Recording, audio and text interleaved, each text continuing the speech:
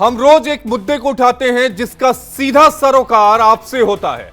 हम उस ज्वलंत मुद्दे पर बात करते हैं, आवाज उठाते हैं जो जनता से जुड़ा होता है। इसी कड़ी में आज का मुद्दा है प्राइवेट हॉस्पिटल। निजी अस्पतालों में खुलेआम लूट का खेल चल रहा है। अगर आप बीमारी हैं और गलती से प्राइवेट हॉस्पिटल चले जाते हैं तो समझिए कि आपकी जेब कटने वाली है।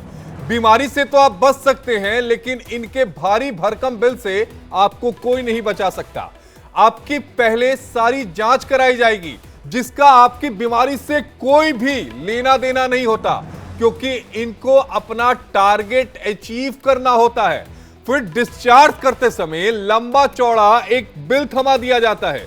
पहले आपको एक रिपोर्ट दिखाते हैं। मैनेजमेंट कहता है इस महीने आईसीयू में इतने बेड भरने चाहिए, ओटी खाली नहीं रहनी चाहिए, जो मरीज ओपीडी में है उसे भर्ती कराओ, चाहे जरूरत हो या ना हो। क्या हम डॉक्टर है या किसी इंश्योरेंस एजेंट की तरह कोटा पूरा करने वाले सेल्समैन? रोज मीटिंग होती है, कितने नए पेशेंट लाए, कितने टेस्ट लिखे, कितने रेफर किए सर्जरी के लिए। ना पूछो कौन बचा कौन गया, ना पूछो वाकई किसे इलाज की जरूरत थी। और मैं हर रात अपने आप से यही सवाल करता हूँ, क्या मैं अब भी डॉक्टर हूँ या फिर एक टारगेट फुलफिल करने वाला कर्मचारी? माफ करना, इंसान हूं मैं भी। मरीज को संख्या में गिनते गिनते कभी कभी खुद को भी गिनती में शामिल करने लगता हूँ। पर अब चुप नहीं रह सकता। अब जरूरी है पूछना, क्या हमारा सिस्टम बीमार है? क्योंकि इलाज अब सिर्फ मरीजों का नहीं, पूरे सिस्टम का होना चाहिए।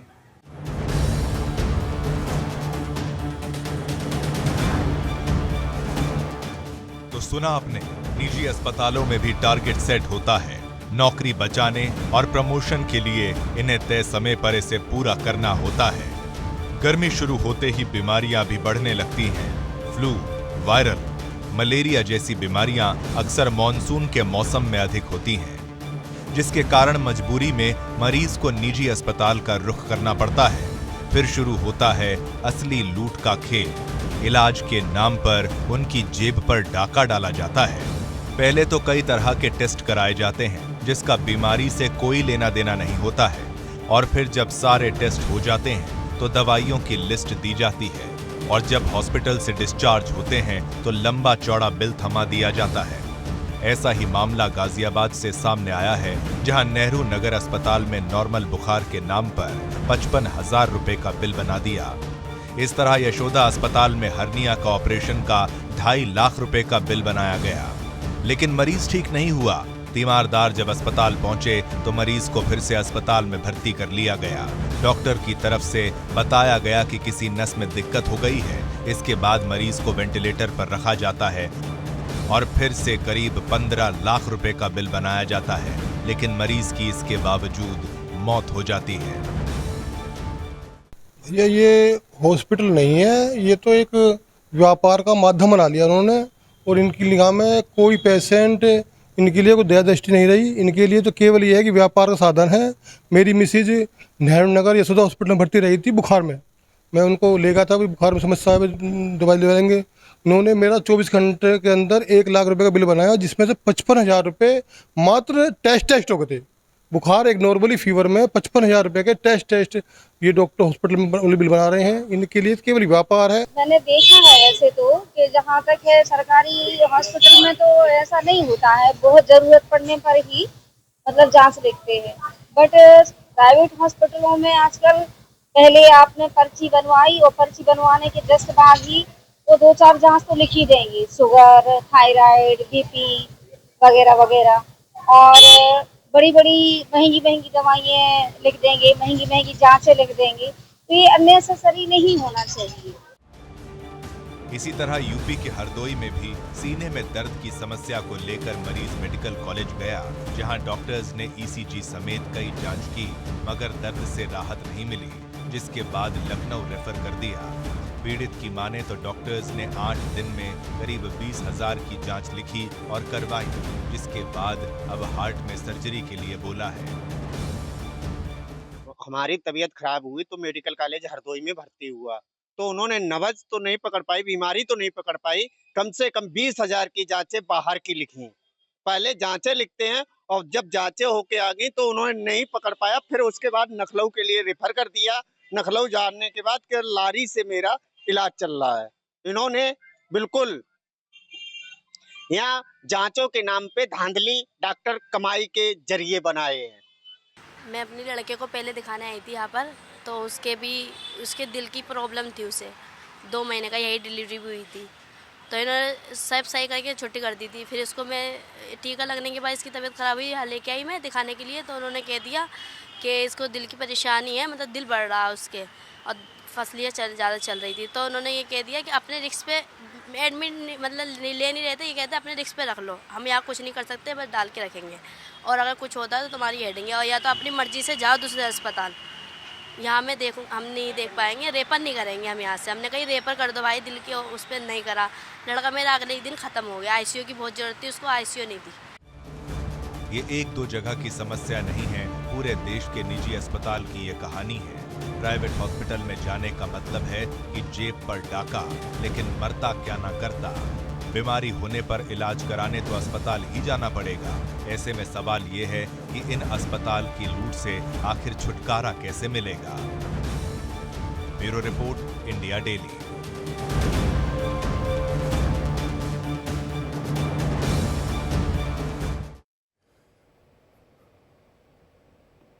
वहीं निजी अस्पतालों की मनमानी पर मध्य प्रदेश के स्वास्थ्य राज्य मंत्री नरेंद्र शिवाजी पटेल का क्या कुछ कहना है, वो हम आपको सुनाते हैं। उनसे बातचीत की है हमारी सहयोगी मुक्ता पाठक ने।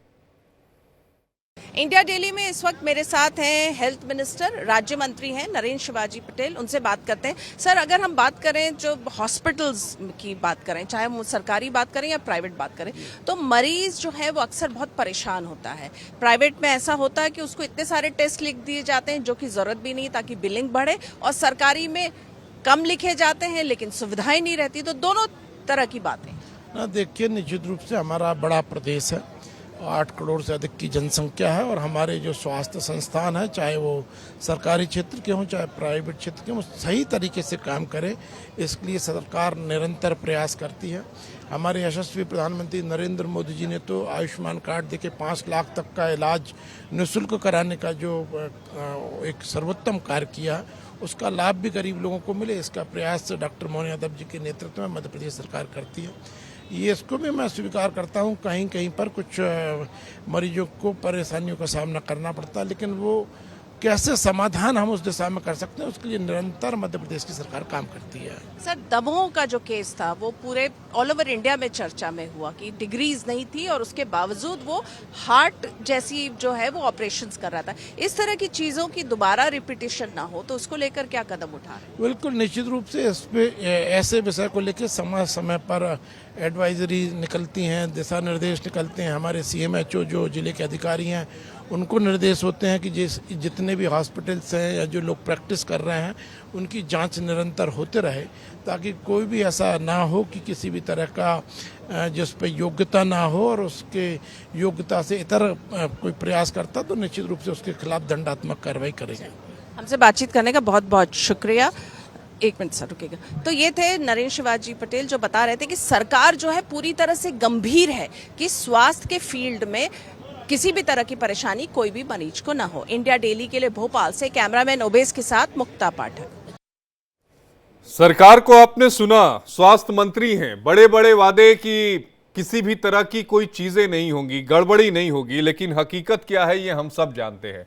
हमारे साथ 4 खास मेहमान हैं। हमारे साथ सूर्य मैथिल जी हैं, नेता हैं भारतीय जनता पार्टी के। हमारे साथ संदीप त्रिपाठी हैं, नेता है कांग्रेस के। हमारे साथ डॉक्टर बलविंदर सिंह हैं, पूर्व MS है सफदरजंग के। और हमारे साथ धर्मेंद्र सिंह है, पीड़ित हैं, ये हरदोई के रहने वाले हैं। आप चारों खास मेहमानों का बेहद स्वागत है। लेकिन सबसे पहले धर्मेंद्र सिंह जी, मैं आपके पास आना चाहूंगा। क्या कुछ हुआ था आपके साथ और किस तरीके से प्राइवेट हॉस्पिटल्स ने आपकी जेब पर टाका डाला था, जरा वो बताइएगा। सर, मैं प्राइवेट में नहीं, सरकारी में गया था, मेडिकल कॉलेज में, जहाँ मुझे अमित शर्मा डॉक्टर ने भर्ती किया था। फिर उनके बाद डॉक्टर HOD हैं, उनका नाम नहीं पता है, उन्होंने सुबह से देखना शुरू किया, 8 दिन तक देखते रहे, रोज एक नई जांच लिखते थे और सारी जांचें बाहर की लिखते थे। और कम से कम 20,000 की जांचें मेरी करा रखी हैं और कोई फायदा नहीं हुआ, दर्द में बिल्कुल आराम नहीं हुआ। फिर उसके बाद में यहाँ से रेफर बना दिया गया ट्रामा सेंटर नखलऊ के लिए। नखलऊ जब पहुंचा तब उन्होंने लारी में भेजा। लारी में इस समय हमारा ऑपरेशन लगा है 10 तारीख को सर। 10 तारीख को ट्रीटमेंट चल रहा है ऑपरेशन सर। आपका होने वाला है। समस्या क्या है? हार्ट की बाल में दिक्कत है सर, हार्ट से परेशान हूँ। हार्ट से परेशान है और आपको इतना चक्कर लगा दिया गया। जो ये जांच आपने कराई, कितने की कराई थी? सर बाहर के हर बार बाहर की लिख के कम से कम 1500-1600 की, 2000, 3000, 20,000 की टोटल जांचें हुई। वो जांचें हमारे पास मौजूद हैं, लेकिन यहाँ पे नहीं, घर पे हैं सर। और वो मौजूदा सरकारी हॉस्पिटल में वो सारी जांचें नहीं हुई थी? नहीं हुई सर। नहीं हुई थी, सरकारी हॉस्पिटल में जांच नहीं हुई थी। ठीक है, आप हमारे साथ बने रहिएगा। हमारे साथ 3 खास और मेहमान हैं, सबके पास एक एक करके चलेंगे। सबसे पहले आपके पास मैं आऊंगा डॉक्टर बलविंदर सिंह जी, पूर्व एमएस हैं सफदरजंग हॉस्पिटल के। सर, एक बड़ी समस्या जो आम लोगों की है, उस समस्या से लोग दो चार होते हैं। गलती से अगर आप हॉस्पिटल चले जाएं, प्राइवेट हॉस्पिटल की बात करूंगा, हालांकि सरकारी में भी कमोबेश आपने वही तस्वीर देखी, ये इतनी जांच हो जाती है कि इंसान अपना ब्लड देते देते परेशान हो जाता है और जांच के लिए पर्ची कटाते कटाते परेशान हो जाता है। कई बार यह भी देखने को आया है कि बीमारी कुछ और थी, जांच कुछ और हो रही है। हाँ जी, मैं इस बात से आपके साथ सहमत हूँ। देखिए, प्राइवेट हॉस्पिटल्स में क्या होता है कि टारगेट होता है कि पेशेंट को अच्छे से अच्छा ट्रीटमेंट मिले, लेकिन उनका अपना एक गोल भी होता है कि जो पेशेंट से पैसे चार्ज किए जाते हैं वो एडमिनिस्ट्रेशन डिपार्टमेंट के हाथ में होता है, डॉक्टर के हाथ में नहीं होता है कि डॉक्टर इतने पैसे लेगा या डॉक्टर ने इतने की टेस्ट लिखी है। डॉक्टर अपने प्रोटोकॉल के हिसाब से लिखेगा कि देखो, आपकी इस पेशेंट की बीमारी को ठीक करने के लिए ये कम से कम ये 4 या 6 टेस्ट बहुत जरूरी है। खास करके वो पेशेंट जिसका सर्जरी होना है, हार्ट का सर्जरी है, लंग का सर्जरी है, जो मेजर सर्जरी की हम बात कर रहे हैं। देखिए, ये पेशेंट वही हैं जो मेजर सर्जरी के हैं, ये क्रिटिकल सर्जरीज होती हैं। तो इसमें जो टेस्ट करने होते हैं वो डॉक्टर लिखता है, लेकिन उसके चार्जेस जो होते हैं ना, वो डॉक्टर फिक्स नहीं करता है, वो एडमिनिस्ट्रेटिव डिपार्टमेंट करता है। जो एडमिनिस्ट्रेटिव डिपार्टमेंट में वो नॉन मेडिकल पर्सन होते हैं। तो मैं सोचता हूँ कि इसमें थोड़ा सा आपकी बात बिल्कुल ठीक है, पेशेंट के ऊपर बहुत बोझ पड़ता है। 2 चीजें इसमें बहुत जरूरी हैं। एक तो हमारे कंट्री में आप देखिए ध्यान से, किसी भी शहर में चाहिए, लोगों को हेल्थ इंश्योरेंस का कंसेप्ट अभी भी क्लियर नहीं है। हर पेशेंट को कोशिश करके हेल्थ इंश्योरेंस सेक्टर को आगे आना होगा। उसमें क्या होता है, हेल्थ इंश्योरेंस में जितना भी बिल बनेगा वो इंश्योरेंस कंपनी उठाएगी, पेशेंट पे कोई फाइनेंशियल बर्डन नहीं पड़ेगा। दूसरी चीज क्या है कि ये टेस्ट की कीमत कम हो, इसमें सरकार को हस्तक्षेप करना होगा, राज्य सरकार को। केंद्र सरकार जो है हर चीज हर राज्य को कंट्रोल नहीं करती, राज्य सरकार की ये रिस्पॉन्सिबिलिटी है, ये उनकी एक जिम्मेवारी है कि वो फ्रीक्वेंट विजिट किए जाएं हॉस्पिटल्स के अंदर, एडमिनिस्ट्रेशन डिपार्टमेंट का चेकअप से इंफॉर्मेशन ली जाए कि ये कितना चार्जेस ले रहे हैं, और उसको कंपैरेटिव बेसिस पे डेटा बनना चाहिए कि इस हॉस्पिटल में इतने पैसे इस इन्वेस्टिगेशन के, इसमें इतने क्यों हैं। तो ये खामियां हैं, मैं 100% मानता हूँ, क्योंकि मैंने आपने हेल्थ इंश्योरेंस का जिक्र किया बलविंदर जी, मैं आपको ये बताऊं कि पिछले कुछ सालों में, 2-3 सालों में हेल्थ इंश्योरेंस का कराने का जो पैसा है वो इतनी तेजी से भागा है कि उसकी उम्मीद भी नहीं की जा सकती है। मुझे ध्यान में है कि 2020 में मैंने अपनी फैमिली का कराया था, उस समय 12,000 रुपए में चारों सदस्यों का हो गया था, यानी मेरी पत्नी का और 2 बच्चों का। आज की तारीख में मैं उसके लिए 44,000 रुपए भर रहा हूं। 4 सालों में यह स्थिति है सर, 4 सालों में यह स्थिति है।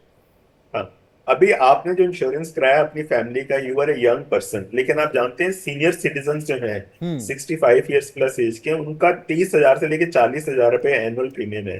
अब ये जो इंश्योरेंस का अमाउंट है ना, ये कंज्यूमर प्राइस इंडेक्स के साथ कोरिलेट होता है। देखिए, इन्फ्लेशन जो है हर इंडस्ट्री में होती है। इन्फ्लेशन जो है वो इंस्टीट्यूशन के अपने हाथ में नहीं है, हेल्थ इंश्योरेंस कंपनीज के हाथ में नहीं होता है। जैसे जैसे इन्फ्लेशन बढ़ेगा, हेल्थ इंश्योरेंस का अमाउंट भी बढ़ेगा। परंतु फिर भी मैं आपको एक बात बताना चाहता हूँ, कभी कभी हम सोचते हैं कि ये इतना अमाउंट है, लेकिन हम उसको कंपेयर नहीं करते। आप कुछ छोटे छोटे देश हैं उनके साथ कंपेयर करिएगा। आज की डेट में भी इंडिया का जो हेल्थ इंश्योरेंस है और कॉस्ट ऑफ हेल्थ केयर है वो बिल्कुल सबसे कम है, बहुत कम। लेकिन बलविंदर जी, प्रति व्यक्ति आय भी तो देख लीजिए, इंडिया में क्या है? मैं मानता हूँ आय कम है, उसके हिसाब से इंश्योरेंस सेक्टर को थोड़ा सा हमें कंट्रोल करना होगा। ये राज्य सरकार को थोड़ा देखना चाहिए। ठीक है, अब इस इसी सेक्टर पर के मैं ऊपर आता एक हूं। जी कंट्रोल रखें। जी जी जी। सूर्य मैथिल जी, सुना आपने, चीजों को समझा आपने। सरकार जो है वो वादे बहुत करती है, लेकिन बड़ा दुर्भाग्य, मैं इसे मानूंगा कि कभी भी स्वास्थ्य और शिक्षा को लेकर कभी भी चुनाव में वोट नहीं पड़ता। और यही वजह है कि जब सरकार चुनकर आती है ना, तो इन दोनों चीजों से लोगों को महरूम कर देती है या इन पर ध्यान नहीं देती। दावे बहुत किए जाते हैं, तमाम दावे किए जाते हैं सूर्य जी, लेकिन वो दावे हकीकत में साकार होते हुए नजर नहीं आते। ऐसा क्यों सूर्य जी? धन्यवाद। पहले तो आपको और पूरे देश को भारत माता की जय, वंदे मातरम। और देखिए, पहले तो आपको बधाई कि आपने ये जो सामाजिक समरसता से जुड़ा हुआ एक ऐसा मुद्दा है जो कि सभी की जिंदगी को इम्पैक्ट मारता है, लेकिन कोई भी, मैं कहूँ, न्यूज चैनल्स पर चर्चा करने के लिए राजी नहीं।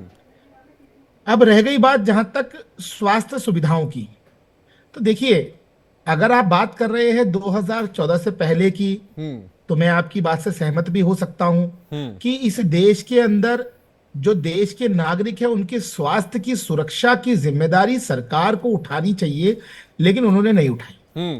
इसका एक सीधा सीधा उदाहरण है कि 2014 से पहले इस देश के अंदर यदि हम श्रद्धेय अटल जी की सरकार का कार्यकाल छोड़ दें, तो 1999 से 2004 के बीच का, जी जी, यदि अगर उसको छोड़ दे तो 2 ही एम्स इस देश के अंदर थे। आज उन एम्स की संख्या बढ़कर 22 हो गई है। और पैरामिलिट्री स्टाफ को, जैसा कि डॉक्टर साहब ने भी बोला कि एक trend paramilitary staff, paramedical staff हमें आवश्यकता रहती है हमेशा, और वो दिन दुगनी रात चौगनी बढ़ती चली जा रही है। उस विषय के ऊपर भी संजीदा नहीं थी सरकार। आज मैं आपको बताने में बहुत हर्ष महसूस करता हूं कि हर जिले में एक मेडिकल कॉलेज का पायलट प्रोजेक्ट लेके सेंट्रल गवर्नमेंट चल रही है। साथ ही साथ हम लोगों ने मेडिकल की सीटें जो हैं पहले से डबल कर दी हैं। उसके अलावा मैं आपको बताऊं कि जो डिस्ट्रिक्ट हॉस्पिटल्स होते हैं उनकी संख्या लगातार बढ़ रही है। कोविड के अंदर हमने देखा क्या स्थिति बुरी थी, उसके ऊपर इम्प्रोवाइजेशन हुआ है। अब रह गई बात इन हॉस्पिटल की मनमानी की, तो मैं आपको बताऊं कि पूरे विश्व में सबसे बड़ी कोई अगर बीमा योजना सरकारी चल रही है तो वो भारत के अंदर चल रही है, आयुष्मान बीमा योजना। और अभी 2024-25 के अंदर प्रधानमंत्री जी ने इसको एक्सपेंड करते हुए हमारे 70 साल से ऊपर के बुजुर्गों को भी इसमें ऐड किया और इसको दायरा बढ़ा के 10 लाख कर दिया। आप सोचिए, जिस देश के अंदर स्वास्थ्य सुविधाओं का इतना अभाव रहा हो, उस देश को लेकिन आपने कभी पता किया क्या कि ये योजना जो है क्या सभी हॉस्पिटल्स में काम करती है? आशीष जी, ना तो जैसे कि आपने भी बताया कि आपने भी एक बीमा योजना ले रखी है। मैंने तो प्राइवेट के लिए, मैंने प्राइवेट के लिए, मैं रिस्क नहीं ले सकता। परिवार का मामला है, मैं रिस्क नहीं ले सकता। मैं वहां पर जाऊं हॉस्पिटल में, पता चले कि ये जो बीमा है यहां पर नहीं चलेगा, दूसरे हॉस्पिटल में लेके जाओ, मैं इतना रिस्क नहीं ले सकता बॉस, परिवार के लिए मैं नहीं ले सकता।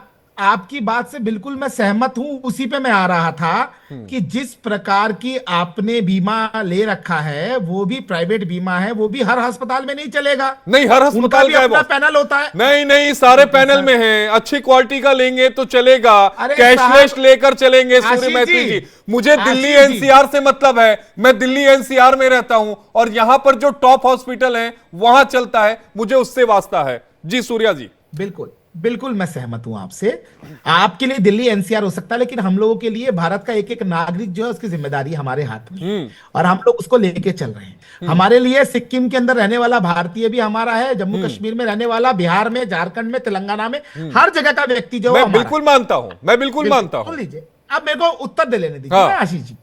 तो जिस प्रकार से आपने प्रश्न उठाया कि हर हॉस्पिटल में नहीं चलता, मैं सहमत हूं आपसे। आपकी भी जो बीमा योजना है, आपने कहा दिल्ली एनसीआर, बिल्कुल, लेकिन यदि आप बिहार किसी दिन चले गए और हो सकता है वहां के हॉस्पिटल के टीपीए में आपका ये ना हो, तो ये एक अलग अलग पैनल बनते हैं हर हॉस्पिटल के। सरकारी पैनल पे जो हॉस्पिटल होते हैं हर क्षेत्र में, चाहे मैं आपको दिल्ली में गिना अच्छा दूं, ठीक है बिहार में सूर्य गिना जी, दूं, ये बताइएगा सबकी कि जानकारी प्राइवेट हॉस्पिटल्स पर नकेल डालने के लिए आप लोगों ने क्या किया? मैं ये कह रहा हूं 2014 से आप कह रहे हैं कि मुल्क में रामराज आ गया, अब आप बताइए 2014 से 2025 के बीच में आप लोगों ने क्या किया? बहुत अच्छा मेडिकल सिक्योरिटी बिल हम लेके आए। उसके अलावा प्रधानमंत्री जी ने ये जो बार बार जो, जैसे कि अभी मेरे को एक पीड़ित जो आपने पैनल में है हमारे साथ में हरदोई से, उन्होंने कहा धर्मेंद्र जी कि मेरे को लगातार इन्होंने जांचें करवाई। बिल्कुल ये होता है। इसी का उपाय करने के लिए कि 15 दिन, महीना, 2 महीने के अंदर जांच कराई जाती है यदि लगातार, तो एक बहुत बड़ी फाइल बन जाती है। प्रधानमंत्री जी ने इसी की एक जो है तरकीब निकाली कि हम डिजिटल इंफॉर्मेशन सेव करेंगे। एक मेडिकल कार्ड प्रधानमंत्री जी के द्वारा बनवाया गया, उसके अंदर हर एक मरीज का अपना डेटा होता है। जैसे श्रम कार्ड बनता है, आधार कार्ड बनता है, उसी प्रकार से ये भी है। अब इसकी अवेयरनेस की थोड़ी सी कमी है। अगर हमारे पीड़ित भाई की वो कार्ड बना हुआ होता तो जो इन्होंने अपनी जांचें कराई, उनका पूरा डेटा कि कितना ब्लड है, कितना शुगर है, क्या किडनी का स्टेटस है, वो सब जानकारी उसमें भी सेव होती, जैसा कि डॉक्टर साहब को भी ठीक शायद है जानकारी सूर्या होगी। जी, आपको एक रिपोर्ट बताता हूं। आपने 2014 के बाद का जिक्र किया है। 2019 से लेकर 2021 के बीच में सीसीआई ने दिल्ली और एनसीआर के बड़े प्राइवेट हॉस्पिटल्स को लेकर छानबीन शुरू की। उसमें कई सारी चीजें निकल कर आई, अनियमितताएं तो निकल कर आई ही। पहला यह निकल कर आया कि ये जो प्राइवेट हॉस्पिटल्स में जो बेड की फीस होती है वो 5 सितारा होटलों से ज्यादा महंगी होती है। जो दूसरी चीजें निकल कर आई वो ये था कि जो एमआरआई है या फिर एक्सरे है या फिर अल्ट्रासाउंड है वो बाजार की कीमतों से कई गुना ज्यादा है। जो तीसरी चीज निकल कर आई वो मेडिकल जो इक्विपमेंट्स हैं उनके भी जो चार्जेस लिए जाते हैं वो भी बाजार रेट से ज्यादा लेकर लिया जाता है। यह सीसीआई की रिपोर्ट है और वो भी कब आई? 2019 से लेकर 2021 के बीच में सीसीआई ने इन प्राइवेट हॉस्पिटल से जवाब मांगा, कोई जवाब नहीं है। और यह ध्यान में रखिएगा 2019 से 2021, 2014 की बात बता रहा हूं आपको। ऐसे तमाम रिपोर्ट है मेरे पास, कहिएगा तो मैं सारे एक एक करके पढ़ दूंगा जो 2014 के बाद आए हैं। साहब मेरा उत्तर ले लीजिए। पहली चीज, आप आशीष जी बहुत ही समझदार पत्रकार है, आपको जानकारी होगी लॉ एंड ऑर्डर और साथ में मेडिकल ये राज्य का विषय होता है। और जिस प्रकार से राज्य के अंदर जो भी सरकार होती है वो सरकार जो है वहां पर होने वाले सभी अस्पतालों के हर कार्यकलाप की उत्तरदायी होती है, चाहे वो सरकारी हो और चाहे वो प्राइवेट। हरियाणा में किसकी है, यूपी में किसकी है? साहब आप सुन लीजिए ना मेरी पूरी बात। हरियाणा में और यूपी में यदि इस प्रकार की कोई भी कंप्लेंट आती है तो वहां पर सरकारें जो है उस पर कार्रवाई करती है। आपने सीसीआई की रिपोर्ट उठा के बताई, मैं आपको हरियाणा सरकार और उत्तर प्रदेश सरकार की रिपोर्ट बता रहा हूं। हम लोगों ने 5 उत्तर प्रदेश की बात कर रहे हैं ना, ठीक है, रुक जाइए। एक हमारे साथ पीड़ित जुड़े हैं, प्रवीण चौधरी, पीड़ित हैं गाजियाबाद के। प्रवीण जी आपके साथ क्या हुआ है बताइए, सूर्य जी को सुनाइए। उत्तर प्रदेश की बात करें, बताइए प्रवीण जी क्या हुआ आपके साथ? फीवर आया था 11 अप्रैल में, मैंने सोचा हॉस्पिटल है नेहरू नगर में, डॉक्टर सौरभ गुप्ता जी हैं, उनका इलाज क्या चल रहा था। तो 24 घंटे मैंने तो पेशेंट को किसी को रखा, बिल करीब मेरा बना करीब 70-80 हजार के आसपास। उसमें 50 से 55 हजार रुपए मेरे केवल टेस्ट के थे। और ये कब की घटना है? ये घटना कब की है? ये 11 अप्रैल को मैंने भर्ती कराई थी। 11 अप्रैल 2025 की घटना है ना, 2014 के पहले की तो नहीं है ना? नहीं जी नहीं, 25 की घटना है। ठीक है सूर्य जी जवाब दीजिएगा। संदीप त्रिपाठी जी आपके पास आऊंगा। पहले तो मैं समझ नहीं पाया, आवाज थोड़ा हल्की आ रही वो थी। ये कह रहे हैं कि मुझे बुखार था, मैं एक प्राइवेट हॉस्पिटल में चला गया जहां पर 50,000 रुपए मुझे टेस्ट के लिए लिए गए और टोटल मेरा बिल 80,000 रुपए आया। ये गाजियाबाद का हॉस्पिटल है। देखिए आशीष जी, मैंने ये तो डिनाई नहीं किया कि प्राइवेट हॉस्पिटल में बदमाशी नहीं होती, लेकिन बदमाशी होने के बाद उसके खिलाफ कार्रवाई करवाने के लिए आपको कंप्लेनेंट भी बनना पड़ता है। प्रधानमंत्री जी के द्वारा एक हेल्पलाइन है जो कि पीएमओ को रिपोर्ट करती है ग्रीवांस, उसी प्रकार से हर राज्य में सीएमओ की एक ग्रीवांस है। अगर आप उत्तर प्रदेश के मुख्यमंत्री यशस्वी योगी आदित्यनाथ जी की जो ग्रीवांस हेल्पलाइन है उस पर कंप्लेंट करेंगे तो मुख्यमंत्री हेल्पलाइन के द्वारा उस हॉस्पिटल पे कार्रवाई भी होती है यदि कोई भी अनैतिक कार्य पाया जाता है। ये मैं आपको वादा कर रहा हूं। अच्छा, ये वही हॉस्पिटल है जहां यूपी सरकार के कुछ बड़े मंत्री और आप ही के पार्टी के कुछ बड़े नेता एडमिट होते हैं। मैं आपको हिंट बता दे रहा हूं। जी, अब बताइए सूर्य जी। देखिए, मैंने आपको क्या कहा, जब भी कंप्लेंटें आती हैं उसकी पूरी विवेचना होती है। यदि हमारे प्रवीण जी ने कंप्लेंट की होती मुख्यमंत्री हेल्पलाइन में तो उसके बाद वहां पर जो अमला है वो उसको वेरीफाई भी ठीक है, करता। प्रवीण जी जवाब देना चाहते हैं। प्रवीण जी का जवाब ले लीजिए। प्रवीण जी बताइए। अभी जनरल में 26 मई को मेरे बहनोई कौशाम्बी यशोदा हॉस्पिटल में पीके सिंह सिन्हा जी हॉस्पिटल डॉक्टर हैं, उनसे हर्निया का ऑपरेशन कराने गए। हमारा 2.5 लाख का पैकेज तय हुआ कि 2.5 लाख में आपका हर्निया का इलाज होगा।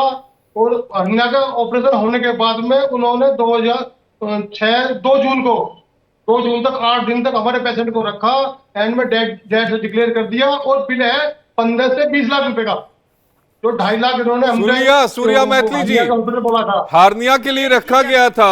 शुरुआत में बताया गया 2.5 लाख रुपए और 15 से 20 दिन रखा गया और 15 से 20 लाख रुपए। सरकारी डिपार्टमेंट में कंप्लेंट की।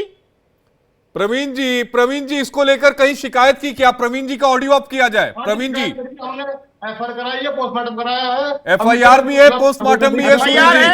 पोस्टमार्टम है, पुलिस इन्वेस्टिगेशन हो रही है। अगर एफआईआर हुई है, पोस्टमार्टम हुआ है, पुलिस इन्वेस्टिगेशन होगी। यदि उसमें अस्पताल की कोई भी त्रुटि पाई जाती है तो उसके ऊपर माननीय योगी जी की सरकार में कार्रवाई होगी। पहले भी 5 अस्पतालों पे हो चुकी है। तो डॉक्टरों को जेल भेजा गया है और आगे कार्रवाई होगी, ये मैं आपसे वादा कर रहा हूं। ठीक है, संदीप दीक्षित जी आप कुछ कह रहे थे। प्रवीण जी आप बोल लीजिए, फिर मैं संदीप जी को लेकर आऊंगा डिबेट में। जी सर, रसूखदार हॉस्पिटल का मालिक होने का हमारी कोई सुनवाई नहीं हो रही है। हमने धरना प्रदर्शन किए हैं वहां पे, जब जाके हमारी एक जीडी में हमारी तहरीर है वो जीडी चढ़ाई गई है। केवल हमारे पास एफआईआर हुई है कि केवल डीडी में आपकी कंप्लेंट को चढ़ाया गया है? 2 अलग चीजें हैं, एफआईआर का होना और डीडी में चढ़ाना। एफआईआर की कॉपी मिली है क्या? प्रवीण जी, एफआईआर की कॉपी मिली है क्या आपको? नहीं जी, कोई एफआईआर नहीं। सुन लीजिए सूर्य जी, बड़ा दावा कर रहे हैं आप। 2 तारीख से आज 7 तारीख 6 तारीख हो गई जी। प्रदर्शन किया, डीडी में चढ़ा के छोड़ दिया गया। सूर्य जी बोलिएगा, फिर मैं आपके पास आऊंगा। जी सूर्य जी, कहीं पर पोस्टमार्टम होता है तो पोस्टमार्टम एफआईआर के बगैर नहीं हो सकता। कैसी बात कर रहे हैं आप? कानून है ये। बगैर पोस्टमार्टम एफआईआर के होता है क्या? आप मुझे बताइए। आप बहुत बड़े पत्रकार हैं। ठीक है, 1 मिनट रुक जाइएगा। हरिचरण 1 मिनट रुक जाइए, मैं आता हूं आपके पास। एक कॉलर हमारे साथ राजस्थान से अरे सूर्या जी, सारे सवालों का जवाब दे दूंगा, यही बैठा हूं, सारे सवालों का जवाब देके जाऊंगा। सूर्य जी 1 मिनट रुक जाइए। हरिचरण जी जवाब हरिचरण राजस्थान के कॉलर हमारे साथ जुड़े हैं। हरिचरण जी बेहद स्वागत है आपका इंडिया डेली में। क्या समस्या है बताइए आपको। समस्या ये है जी, मैंने ना इलाज कराया फोर्टिस जयपुर से। वहाँ डॉक्टरों की फीस है 700 रुपया। वहाँ से दवाई लेते हम, हमारे को 1.5 गुना मिलती है और जो उनके टेस्ट वगैरह उनके भी हमारे डबल पैसे लगते हैं फोर्टिस हॉस्पिटल में। हाँ जी। तो उसके बाद क्या हुआ? मेरे कोई दिक्कत थी न्यूरो वाली, एक साइड मेरी सूख रही थी। ठीक है, ये कमोबेश समस्या हर जगह है। और सुनिए सूर्य त्रिपाठी जी, सूर्य मैथिल जी, आप ये कह रहे थे कि क्या पोस्टमार्टम के लिए एफआईआर का होना जरूरी है क्या? मैं आपको बता दूं कि एफआईआर का होना जरूरी नहीं है। अगर मौत सामान्य हुई है तो एफआईआर का होना जरूरी नहीं है। एक बार जाके आप देख लीजिएगा। वालों, अगर अपनी एप्लीकेशन आपने दी है थाने में तो एफआईआर करनी पड़ेगी पुलिस को, और नहीं हुई है। अरे कौन सा सुप्रीम कोर्ट का एक जजमेंट है सूर्य जी जिसमें यह कहा गया है कि 3 दिनों के अंदर जो शिकायत है उस पर कार्रवाई करनी होगी और 7 दिनों में एफआईआर दर्ज करनी होगी? आज तक नहीं होता। छोड़ दीजिए, मैं संदीप त्रिपाठी जी को डिबेट में लेकर आऊंगा। आपने मुझसे पूछा कि क्या पोस्टमार्टम के लिए एफआईआर जरूरी है या नहीं। मैं कह रहा हूं जरूरी नहीं है। अगर वो मौत नेचुरल है तो जरूरी नहीं है। जरूरी नहीं है सर। संदीप त्रिपाठी जी।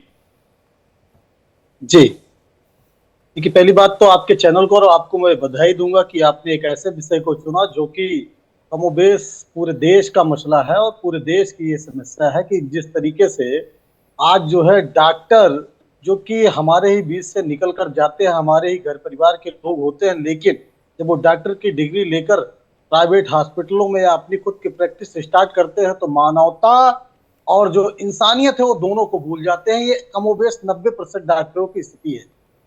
आप देखिएगा तो किस तरीके से वो लूट मचाते हैं। प्राइवेट प्रैक्टिशनर डॉक्टरों की बात कर रहा हूँ, जो प्राइवेट प्रैक्टिस डॉक्टर करते हैं वो 1000 रुपए वो कॉर्पोरेट एजेंट होते हैं, वो एजेंट की तरह बिहेव करते हैं सर। अब आशीष भाई बात संदीप जी बोलिए। बहुत गंभीर बात कर रहा हूँ और मैं ये सरकारों की बात न करके सरकारों की बात करेंगे तो उस पर भी मैं जवाब दे दूंगा, लेकिन ये सरकारों की बात नहीं है, ये देश की बात है।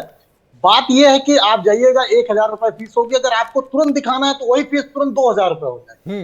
उसके बाद आपको जांच करानी है, ज्यादातर जांचें उन्हीं के यहाँ होती है। अगर दूसरी जगह जानी है तो हर जगह का एजेंट फिक्स है, वो आएगा जांच लेके जाएगा और कमीशन डॉक्टर साहब को मिल जाएगा। और दवा भी जो आएगी वो जेनरिक बनाई जाती है, यहाँ तक कि जेनरिक भी मोनोपोली होती है उसमें।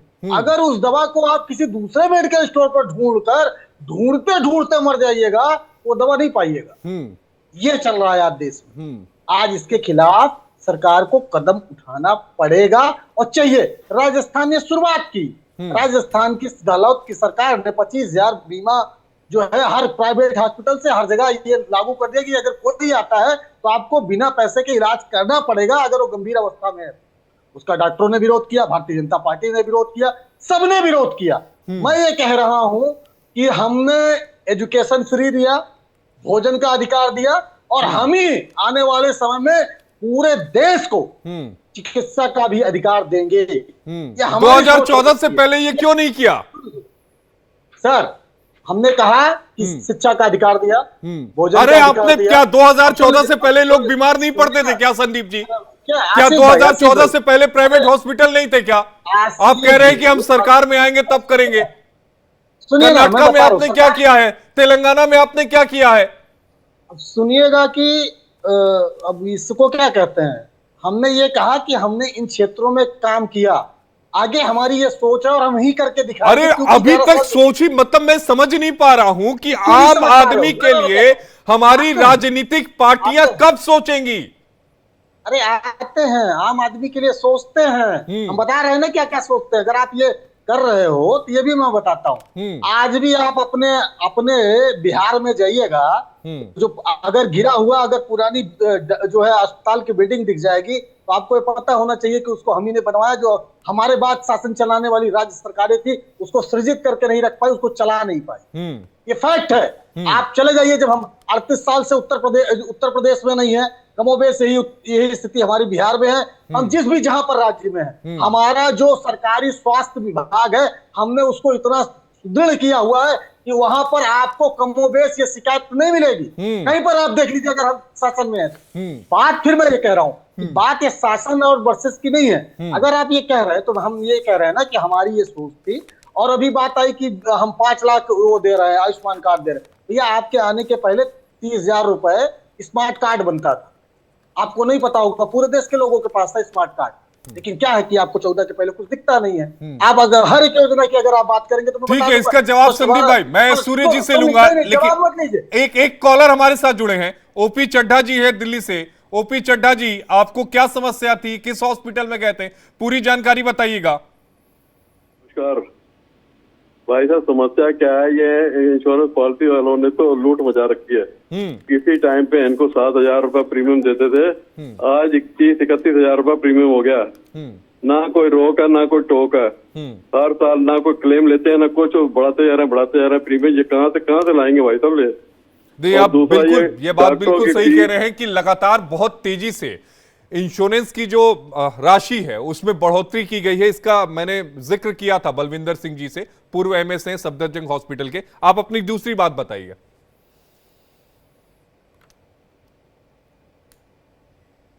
ओपी चड्ढा जी भी वही बात कर रहे हैं बलविंदर जी के। मैं आता हूं आपके पास बलविंदर जी, मैं वही बात आम लोग जो है ना उससे प्रभावित हैं। इसको कंट्रोल करने की जरूरत पड़ेगी। 30,000 40,000 रुपए प्रीमियम देना, लोगों की जेब पर असर पड़ता है। महंगाई बढ़ी है और इतना बड़ा प्रीमियम देना लोगों को दिक्कत हो रही है। बलविंदर सिंह जी। हाँ जी, ये प्रीमियम डेफिनेटली, देखिए मैं इसके बारे में बात कहता हूँ। केंद्र ने तो अपनी तरफ से बहुत अच्छे स्टेप्स उठाए हैं। जब से ये नई सरकार बनी हमारी बीजेपी की जो सरकार है, as compare to the Congress, इससे पहले वाली सरकार के कंपैरिजन में काम उन्होंने भी किया है। इसमें भी सरकार में काम हो रहा है, लेकिन एक बात यह है कि उसको स्ट्रीमलाइन करना बहुत जरूरी होता है ताकि कॉमन मैन आदमी तक वो पहुंचनी चाहिए, व्यवस्था वहां पहुंचनी चाहिए। अब ये देखिए, ये चैनल बहुत बड़ा है, बीच में कई प्रकार के लोग होते हैं, कुछ करप्ट भी होते हैं, कुछ ईमानदार भी होते हैं जी। मैं थोड़ा सा स्ट्रेट फॉरवर्ड बताता हूँ कि ये जो इंश्योरेंस वाला जो इशू है ना, ये स्टेट लेवल का है। स्टेट लेवल के इशू पे 2-3 चीजों का बहुत ध्यान रखना होता है। जैसे हमारे यहाँ बीजेपी के भी माननीय नेताजी बैठे हैं, कांग्रेस के भी बैठे हैं। देखिए, आप इंश्योरेंस का प्रोग्राम लाइएगा, इंश्योरेंस रखिएगा, लेकिन इंश्योरेंस कंपनी पे कंट्रोल रखने के लिए आपको एक कमेटी बनानी पड़ेगी। स्टेट लेवल कमेटी होनी चाहिए जो उस पर कंट्रोल करे और देखे, और पब्लिक ग्रीवांस के लिए कोई वो नहीं है। डॉक्टर बलविंदर जी, हैरानी आपको नहीं होती कि जो बात आप सोच रहे हैं, जो बात हम सोच रहे हैं, अभी एक जो कॉलर थे ओपी चड्ढा जी, वो यही बात कर रहे थे, ये बात सरकार क्यों नहीं सोच सकती? जिनको हमने वोट देकर वहां तक पहुंचाया है उन्हें हमारी फिक्र नहीं। हम अपनी फिक्र करते जाएं, हम आपसे चर्चा करें, वो उनसे चर्चा करें, और सरकार के कान पर जू तक नहीं लगेगी। लेकिन 2014 के बाद बहुत कुछ बदल गया है, ये जरूर कहेंगे। हाँ, बहुत कुछ बदला है। देखिए, ये जो एम्स की बात अभी कही थी सूर्या जी ने, ऐसा ये हम सपने में कभी सोच भी नहीं सकते थे कि हमारे देश में इतने एम्स बनेंगे। बात अब ये है कि एम्स तो बन गए, लेकिन आगे उस एम्स को चलाना और मेंटेन करना एक एडिशनल चैलेंज होता है। बनाना इतना डेफिनेटली वो एक चैलेंज है, बन गया, बहुत अच्छा हुआ। अब आगे उसको चलाने के लिए एक इंडिविजुअल नहीं कर सकता, ये कलेक्टिव स्पिरिट होनी चाहिए, बिल्कुल होनी चाहिए। मैं आता हूं सर, योगेंद्र गुप्ता हमारे साथ एक नोएडा से कॉलर जुड़े हुए हैं। योगेंद्र, क्या समस्या थी, क्या हुआ आपके साथ? देखिए, ये मैक्स हॉस्पिटल पर्ल अपोलो वाले आयुष्मान कार्ड को नहीं लेते हैं, मना कर देते हैं। मैं 72 साल का हूँ। नहीं लेते हैं मैक्स हॉस्पिटल वाले, क्या कहते हैं आपसे आयुष्मान कार्ड को ठुकराते हुए? ये कार्ड नहीं चलेगा यहाँ, तो वो प्राइवेट पैसे में लूटते हैं। प्राइवेट बैठे हुए लूटते हैं। मैं अभी किडनी के लिए गया था, मेरा 2.5 लाख का बिल बना दिया। 2.5 लाख का बिल बना दिया? हाँ जी। जी, सूर्य जी, सुना आपने, मैक्स हॉस्पिटल है, आयुष्मान कार्ड चलता नहीं। कॉलर का कहना है किडनी के लिए गए थे, 2.5 लाख रुपए का बिल बना दिया। बिल कौन भरेगा अब ये? देखिए आशीष जी, मैंने पहले भी बोला कि हर पैनल में हर मेडिकल जो इंश्योरेंस होता है वो नहीं चलता है। कई जगह पे चलता है और कई जगह पे एक्सेप्ट होता है, कई जगह पे नहीं होता है। पूरी लिस्ट जो है सरकार ने जो है वो रिलीज कर रखी है, किन किन अस्पतालों के अंदर आयुष्मान कार्ड एक्सेप्ट होता है। और दूसरी चीज, जब भी आप कहीं जा रहे हैं तो वहां पे आपको पता भी करना है कि आयुष्मान कार्ड यहाँ एक्सेप्टेड है कि नहीं है। तीसरी चीज, और अभी कांग्रेस के मेरे जो मित्र हैं संदीप जी, उन्होंने कहा कि राज्य का विषय होता है और हमारी सरकारों में ये हुआ और वो हुआ। देखिए, ये ना विषय जो है ना, ये राजनीति से ऊपर उठ के बात होनी चाहिए। आप समझिए आशीष जी, विडंबना है इस देश की कि स्वतंत्रता के 70 साल के अंदर भी, 60 साल में भी हम लोगों ने सुलभ शौचालय नहीं दिया था ग्रामीणों को। 12 करोड़ शौचालय बनाए गए। आप समझिए, सबसे ज्यादा जो बीमारियां होती हैं खुले में शौच करने से भी होती हैं। उसके अलावा पक्के घर दिए गए, खुले घरों में भी बीमारियां उत्पन्न होती हैं। ये हंसने की बात नहीं है, ये सच है। और एक और बात मैं आपको बताऊं, क्या कभी 2014 से पहले किसी ने सोचा था कि इस देश के अंदर हर एक व्यक्ति के हाथ में एक इंश्योरेंस होगा? हमने तो बीमा योजना भी दिया, जीवन बीमा भी दिया। 1 रुपए के अंदर 2 लाख रुपए का सिक्योरिटी है। उसके अलावा 330 रुपए के अंदर भी 2 लाख रुपए की सिक्योरिटी है। 2 रुपए में वापस रिफंड नहीं मिलता, 330 रुपए रिफंड मिल जाएगा आपको। तो ये जो जनता से जुड़ी हुई जो समस्याएं, उनको सॉल्व करने के लिए एक विल पावर चाहिए। केवल नौटंकी और ड्रामा करने से काम नहीं चलता। और डॉक्टर साहब ने जो बात बोली, मैं बिल्कुल सहमत हूं। डॉक्टर साहब, आप जैसे योग्य व्यक्तियों को भी आगे आना चाहिए, अपने जो सुझाव है माननीय प्रधानमंत्री जी को देने चाहिए। हम हर अंतिम रविवार को जो माननीय प्रधानमंत्री जी मन की बात करते हैं उसमें पूरे देश से आए हुए सुझावों को पिक करते हैं। तो कई चीजें ऐसी होती है जो कि आपके दिमाग में हो सकती है कहीं छूट जाए। ऐसा नहीं है कि हर जगह सुपरमैन बैठे हुए हैं, सुपर रोबोट्स बैठे हुए हैं, लेकिन मेरा कहना केवल इतना है कि हम लोग बात नहीं करते। अच्छा, सुलभ शौचालय का कॉन्सेप्ट कौन लाया था सूर्य जी? मैंने शौचालय की बात की, सुलभ शौचालय की बात नहीं की। नहीं, आपने सुलभ शौचालय वर्ड यूज किया था। तो उसको डिलीट कर लीजिए। मैंने शौचालय की बात की, इज्जत घर की बात की, हर मेरी माता बहन के लिए जो खुले में शौच करने जाती थी सुबह, वो तो शुक्र करिए बिंदेश्वर बाबू का कि 70 के दशक में वो ये कॉन्सेप्ट लेकर आए थे, न्यू रखी थी। ठीक है, ठीक है। अरे सुन लीजिए पहले। हाँ बोलिए। ग्रामीण महिलाओं की परेशानी समझिए। ग्रामीण महिलाएं दिन छुपने का इंतजार करती थी, या तो दिन उगने से पहले या दिन छुपने के बाद जाती थी शौच के लिए। और जो नेचुरल कॉल होता है ना, ये कभी भी हो सकता है। आप समझिए कितनी बड़ी विडंबना थी। मैं बिल्कुल इस बात से सहमत हूं, मैं बिल्कुल इस बात से सहमत हूं। संदीप जी से रिएक्शन ले लेते हैं। संदीप जी। दो चीजें, पहली बात तो मैंने बहुत शांति से सुना। अभी बात आई शौचालय की, वहीं से मैं शुरुआत कर देता हूं, क्योंकि कुछ लोगों की आदत होती है वहीं से स्टार्ट होते हैं, वहीं से पैदा हुए, वहीं की बात करेंगे। चलिए ठीक है, अच्छी बात है। जरा ये बताइए कि निर्मल भारत योजना के बारे में आसिफ भाई जरूर आपने सुना होगा। उसमें 4,000 रुपए शौचालय के लिए दिए जाते थे, और पूरे देश में जैसे इन्होंने 12,000 रुपए की बात की, 12,000 रुपए में शौचालय बन जाएगा।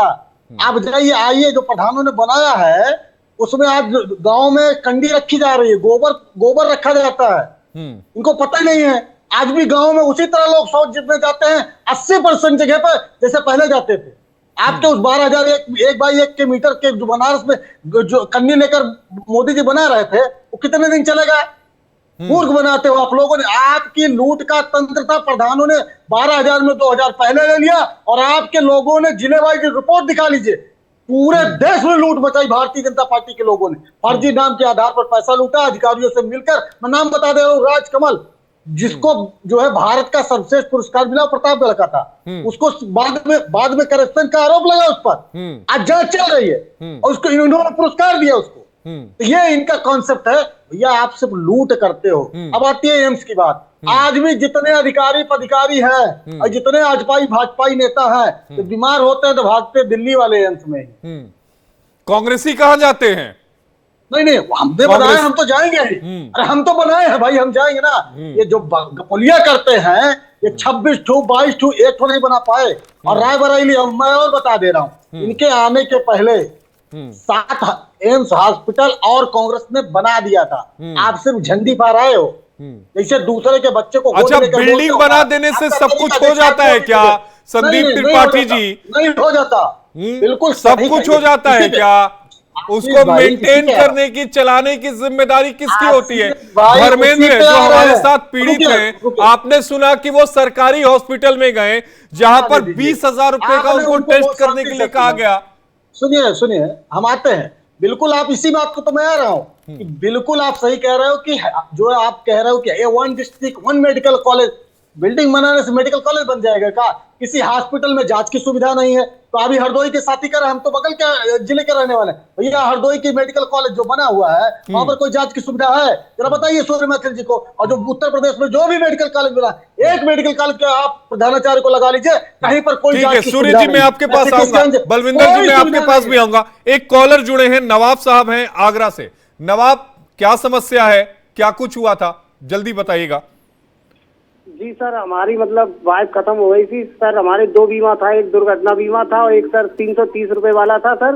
उसमें सर हमें कोई लाभ नहीं मिला है। मैनेजर ने 4 साल हो गए सर हमें, मतलब और मतलब हमें बीमा नहीं दे पाए हैं सर कोई भी। अच्छा, बीमा का लाभ नहीं मिला, ठीक है। इस पे भी एक बार हम एक शो करेंगे। मैं आपको वादा करता हूं कि बीमा कंपनियों का क्या खेल चल रहा है ना, उसको लेकर भी हम एक शो करेंगे। कोई सताए हमें बताए में एक लंबा शो करेंगे, 1 घंटे का डिबेट ये बीमा कंपनियों के खेल पर हम करेंगे। मैं आपसे वादा करता हूं नवाब कि मैं शो करूंगा, और इसी हफ्ते करूंगा, कोशिश करूंगा जो कमिंग वीक है उसमें मैं 1 घंटे का शो करूंगा। मैं आपसे वादा करता हूं। आज चूंकि टॉपिक दूसरा है, बलविंदर जी आप कुछ कह रहे थे। कहना चाहता हूं इस बात को लेके सरकार को ब्लेम नहीं कर सकते। ये जो सरकार ना 2014 के बाद से बहुत फैसिलिटीज मिली है देश को स्वास्थ्य की।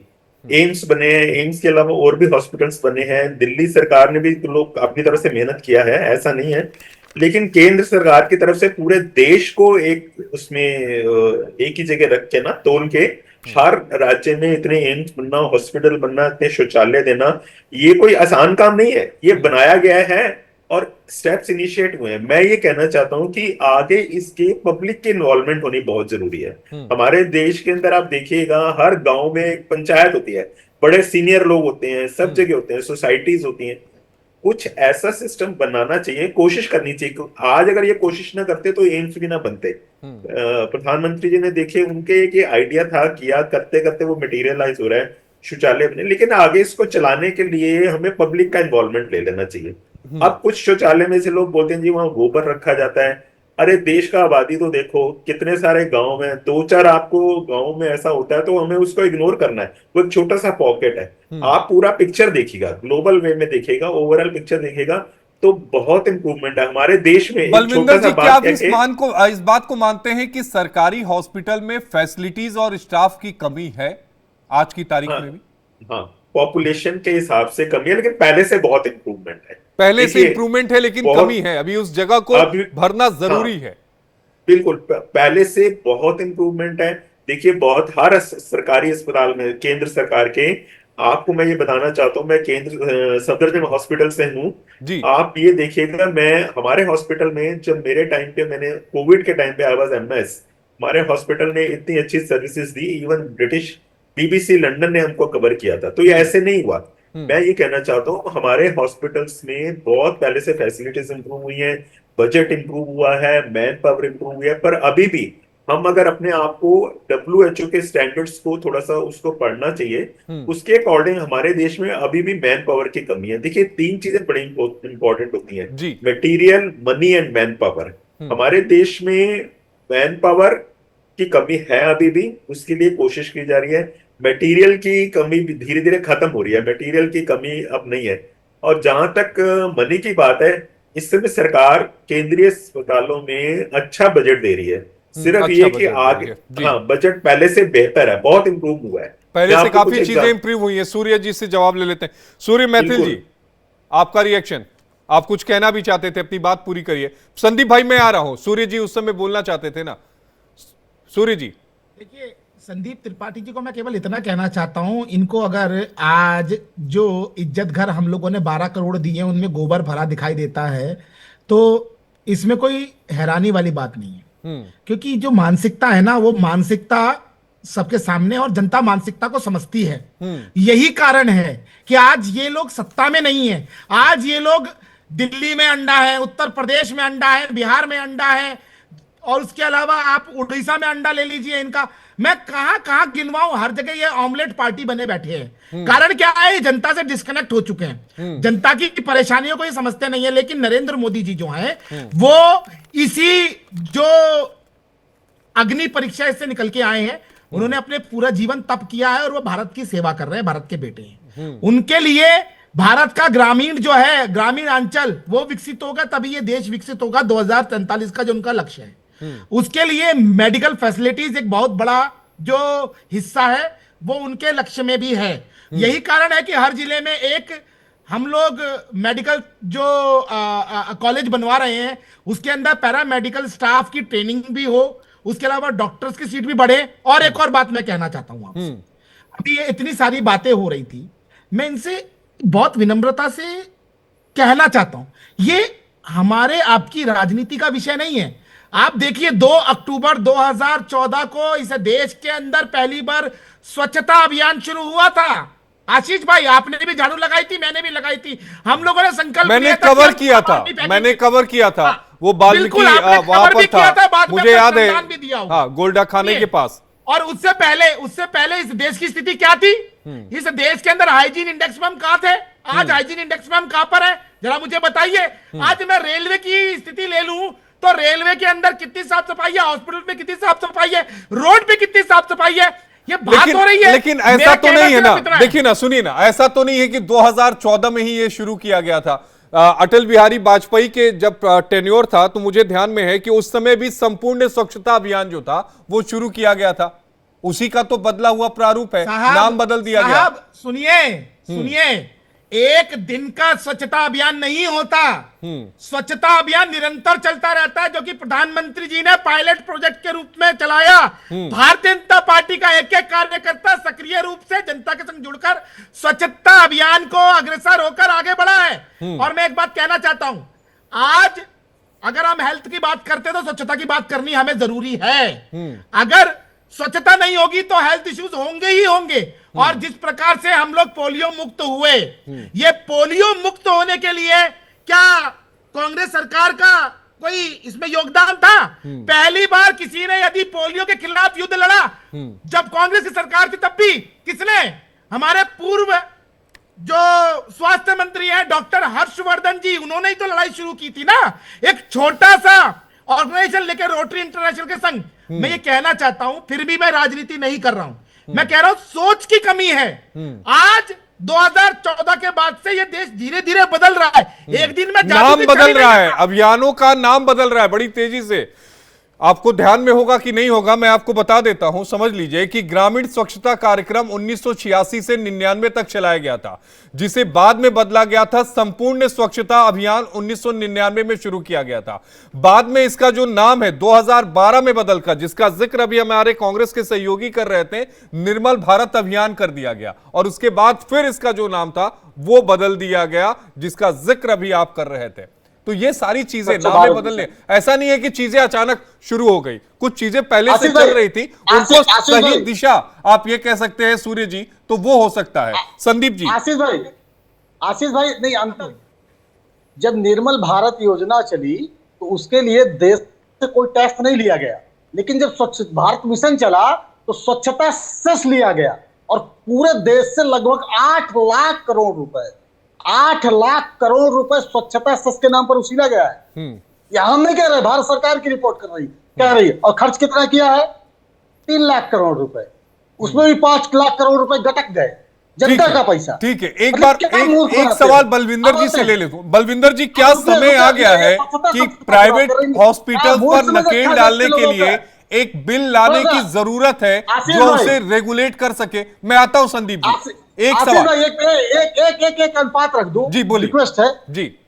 ये अभी बात कर रहे थे आप WHO की, और भारत सरकार की जो है 2019 में जो है PIB आई थी, प्रेस रिलीज है, उसको मैं थोड़ा सा पढ़ देता हूँ। 6 अगस्त की ये प्रेस रिलीज है, जिसमें विश्व स्वास्थ्य संगठन के जो अनुपात है, एक डॉक्टर जो है 1000 जो है मरीजों पर एक डॉक्टर होना चाहिए। हमारे यहाँ 1456 है, पहली चीज। दूसरी चीज, जो ये रिपोर्ट है, ये भारत सरकार की PIB है, इसमें ये कहता है कि 57% इलाज आज भी झोला छाप डॉक्टरों के भरोसे है। ठीक है, हम नहीं कह रहे। संदीप जी, समय की कमी है, समय की कमी है। हमारे साथ एक मेहमान जुड़े हुए हैं जो पीड़ित हैं, वो कुछ कहना चाह रहे थे, जल्दी से आप बोलिएगा, समय की कमी है। प्रवीण जी जल्दी बोलिए, आप कुछ कहना चाह रहे थे, वाइंड अप करना है मुझे। अब जितने भी ये हॉस्पिटल है, ये पार्टी फंडों को 200 करोड़ रुपए ऑन रिकॉर्ड में डोनेट कर रहे हैं। और ये जब अभी जब चुनावी बॉन्ड वाला जो खेल था ना, जब उस पर सुप्रीम कोर्ट ने रोक लगाई और ये चुनावी बॉन्ड का जो खेल एकदम लोगों के बीच में आया, तो समझ में आ गया कि किस हॉस्पिटल ने किस राजनीतिक पार्टी को कितने करोड़ का चंदा दिया था। ये हम सब जानते हैं। हालांकि प्रोग्राम को वाइंड अप करने का समय है, हम फिर एक नए चर्चा, एक नए विषय के साथ आएंगे। लेकिन मैं यही कहना चाहूंगा कि राजनीति से ऊपर हटके इस विषय पर हमें काम करने की जरूरत है, सूर्य जी और संदीप जी, क्योंकि ये आपके स्वास्थ्य, हमारे स्वास्थ्य और हमारे देश के स्वास्थ्य की बात है। और प्राइवेट हॉस्पिटल्स जरूरी हैं, लेकिन उन पर नकेल कसना भी जरूरी है ताकि आम लोगों को दिक्कत ना हो। ये बताना, समझाना बेहद जरूरी है। एक नोबेल पुरस्कार विजेता थे केनेथ एरो, अमेरिका के थे। उन्होंने कहा था 1972 में कि स्वास्थ्य सेवा को बाजार के हवाले कर देना आम नागरिक के लिए घातक होगा। यह बात 1972 में कही थी, जो अभी हम इसको अनुभव भी कर रहे हैं। नकेल कसना जरूरी है। बहुत शुक्रिया सूर्य मैथिली जी, संदीप त्रिपाठी जी, बलविंदर जी और प्रवीण जी, आप सभी का जुड़ने के लिए।